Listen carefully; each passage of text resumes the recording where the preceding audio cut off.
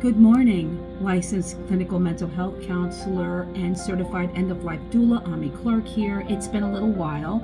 I've been so busy with this election year and with all the changes that have happened that I haven't had the chance to jump on here. And I've been preparing for my new job, the dates were changed and everything. I'm not going to get into that. I'm just excited to start.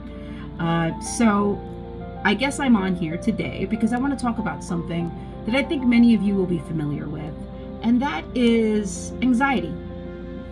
Anxiety that can come from other things in our lives, like guilt, or things like shame, or things like depression, things like plans being changed.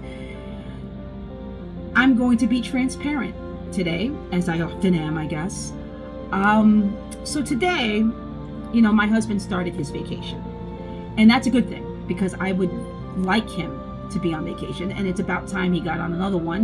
His last vacation was in, I believe, May, and then there was October, so he's doing his birthday week. His birthday is this week.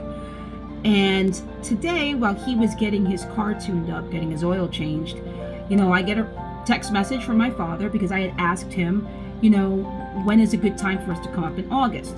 Now, keep in mind, what I didn't do was tell my father that the August 24th weekend is unavailable because we have an event to go to. And that's the exact weekend my father picks. So I had to tell him, oh no, we can't do that one, after asking him what weekend worked for him, which made me feel stupid. But the reality is, it also made me feel guilty. And that wasn't my dad's fault. That was my fault. I tend to catastrophize with my anxiety, especially when it comes to my family. And that's a whole other story. Let's just say I'm in therapy for it. But I ended up texting my husband, who was still at the shop getting his car tuned up, being upset because, and it wasn't even at him really, because I felt guilty that I had not been able to really see my family this entire summer. We saw them, the last time we saw them was at the burial of my uncle, which was, I think, May or April. It was April, I believe. And then after that, in July, I was able to see my cousin, who actually lives out near where we live. So that was pretty cool. And I started to realize that, wow, I can't believe I'm saying this at my age of 47, but I actually miss my family, which is odd for me for other reasons. I miss my aunt to death. I miss my sister. I miss going to see her. And I texted this to my husband because I felt like we tend to skip out on my family, but it's also the fact that they don't have the time either. And I guess I let my guilt take over and felt like, why can't we see my family? We always see his, or we always see our friends.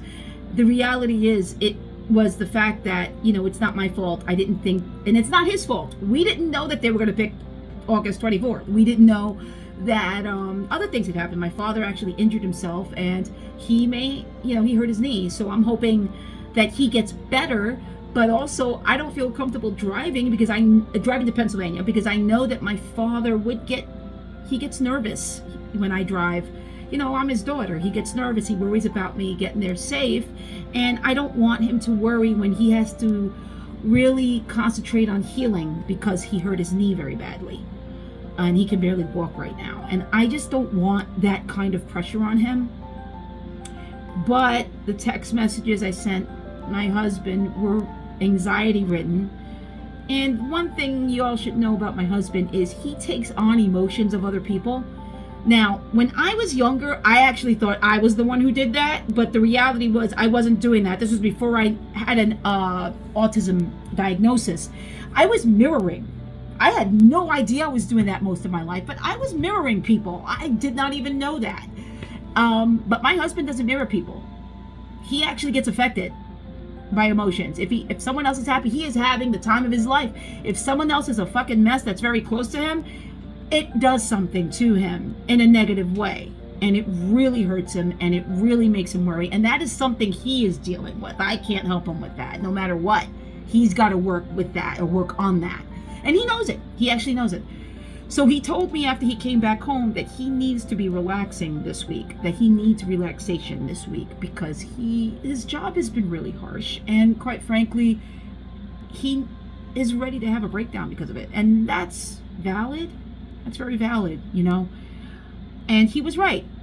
And the thing about my husband, two things, there are many things about him that I love, but one of the many things I love about him is that he will give you everything.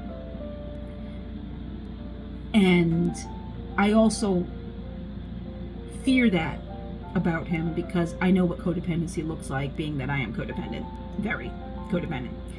And I've been working on that all my life, but now I'm really doing the work, and recognizing my fault in a lot of this. I'm not upset. I just know that what he told me was valid. He was right. So he wanted to get all the worries out today, and that's exactly what I did because I am filled with anxiety, and so is he. And we talked about it. And I hopefully made a promise to try very hard to be mindful of my anxiety.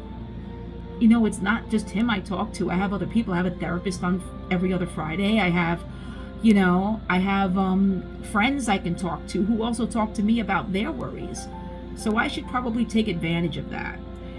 I don't want my husband to be the only person who gets all of the shit from me. He doesn't deserve that, you know?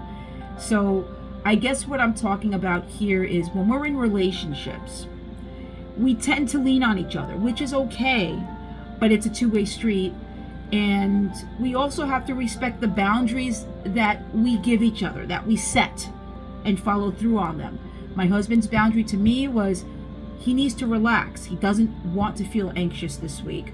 And so I am going to work on my end of that and my behavior by being mindful of that and talking to other people that I know if I feel worried about something. That doesn't mean I can't talk to my husband, but I really would like him to enjoy his vacation this week. He needs it. I mean, seriously, his job is driving. It's been harsh for him. He needs a real vacation, and tomorrow he is going to take full advantage of that.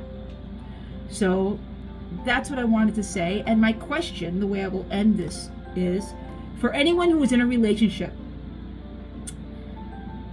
how are you mindful of your behavior if you know it is going to affect the person in your life in a negative way? How do you do it? I am looking forward to the comments. Please give me some suggestions. I would love to hear them. Thank you.